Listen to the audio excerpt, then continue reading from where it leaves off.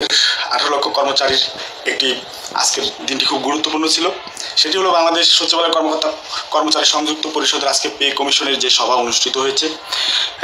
সংযুক্ত পরিষদের সম্মানিত সভাপতি জনাব বাদিউল কবির নেতৃত্বে বিশাল একটি টিম পে কমিশনের চেয়ারম্যান এবং সদস্যের সাথে আজকে বসেছিলেন। সেই লক্ষ্যে সারা বাংলাদেশের কর্মচারীরা জানতে চায় যে আজকে সংযুক্ত পরিষদের কি কি দাবি কর্মচারীদের বৃহৎ স্বার্থে তুলে ধরেছেন, সেই বিষয়ে আজকে আমরা কথা বলছি বাংলাদেশ সচিবালয় কর্মচারী সংযুক্ত পরিষদের সম্মানিত সভাপতি জনাব বাদিউল কবির। ভাই, আপনাকে ধন্যবাদ আমাদের সাথে সাক্ষাৎকার দেওয়ার জন্য। আপনি বলবেন কি আজকের পে কমিশনে আপনাদের দাবিসমূহ কি কি বলেছেন? ধন্যবাদ আশিক ভাই। আজকে আমাদের পূর্ব নির্ধারিত সময় অনুযায়ী পে কমিশনের সাথে সাক্ষাৎকার ছিল। আজ 26 অক্টোবর 2025 রোজ রবিবার। আমরা নির্ধারিত সময়ে সাক্ষাতের জন্য উপস্থিত হওয়ার পূর্বে সচিবালয়ের বিভিন্ন স্তরে বঞ্চিত কর্মকর্তা কর্মচারীরা কমিশন চেয়ারম্যানের দপ্তরের সামনে অবস্থান গ্রহণ করে তারা তাদের বঞ্চনার বিভিন্ন বিষয় উল্লেখ করে পে কমিশনের নিকট তাদের দাবির বিষয়ে স্লোগান তুলে সেখানে হাজির হয়। সচিবালয়ের কয়েক হাজার কর্মচারী তাদের এই স্লোগানে যুক্ত হয়। আমি তাদেরকে অভয়বাণী দিই যে কমিশনের সাথে আলোচনা ক্রমে আপনাদের সমস্যাগুলো সমাধান করা হবে।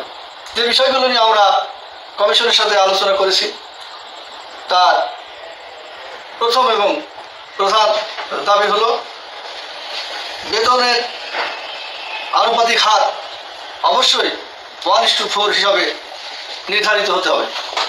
কমিশন আমাদের কাছে এ বিষয়ে ব্যাখ্যা চাইলে আমরা বিস্তারিত ব্যাখ্যা তুলে ধরি এবং কমিশন আমাদের সে জবাবে সন্তোষ প্রকাশ করে।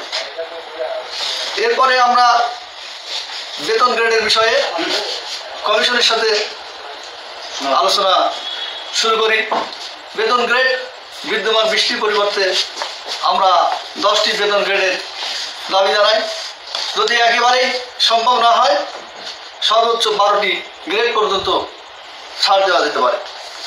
এর বাইরে বেতন গ্রেডের সংখ্যা বাড়ানো হলে আমরা কোনো ক্রমেই বৈষম্যমূলক গ্রেড সমূহ মেনে নেব না। কমিশন এ বিষয়ে যৌক্তিকতা চাইলে আমি বললাম অষ্টম পে কমিশনে প্রথম থেকে দ্বিতীয় গ্রেডের বেতনের তারতম্যই হলো 12,000 টাকা। সেখানে আমার 6 সদস্যের কর্মচারীর পরিবারের জন্য বেতন মাত্র 8,000 টাকা। এটা খুবই অবিবেচনা প্রসূত, অমানবিক, অন্যায়, ইনজাস্টিস। কমিশন আমাদের কথা খুব গুরুত্ব সহকারে গ্রহণ করে এবং এই বিষয়টি তারা খুব ভালোভাবে বিবেচনা করবেন মর্মে আমাদেরকে আশ্বস্ত করেন। এছাড়া অষ্টম পে কমিশনের পূর্বে সপ্তম পে কমিশনে আমাদের জন্য যে সকল সুযোগ সুবিধা বহাল ছিল সেগুলো যাতে অষ্টম পে কমিশনের মতো বাদ না দিয়ে নবম পে কমিশনে অবশ্যই বহাল করা হয়। তার মধ্যে কর্মচারীদের প্রাপ্য টাইম স্কেল, সিলেকশন গ্রেড, বেতনের সমতা, সার্ভিস বেনিফিট, এই বিষয়গুলো গুরুত্বের সাথে তুলে ধরা হয় এবং কমিশন আমাদের যৌক্তিকতা স্বীকার করে এটা পুনর্বহালের জন্য আশ্বস্ত করেন। শিক্ষা সহায়তা ভাতা, টিফিন ভাতা, ধোলাই ভাতা, পোশাক ভাতা, উৎসব ভাতা, বাড়ি ভাড়া ভাতা, এরপরে আমাদের টিফিন ভাতাটা কত অমানবিক এবং অবিবেচনা প্রসূত আমি কমিশনের সদস্য চেয়ারম্যান মহোদয়কে বিষয়টি তুলে ধরেছি।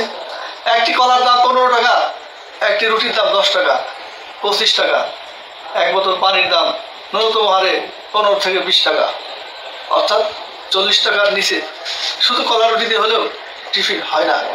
অথচ মাত্র 6 টাকা আমার গরিব কর্মচারীর জন্য বরাদ্দ। এই একটি অমানবিক, হাস্যকর, আমাদের সাথে একটি তামাশাপূর্ণ আচরণ।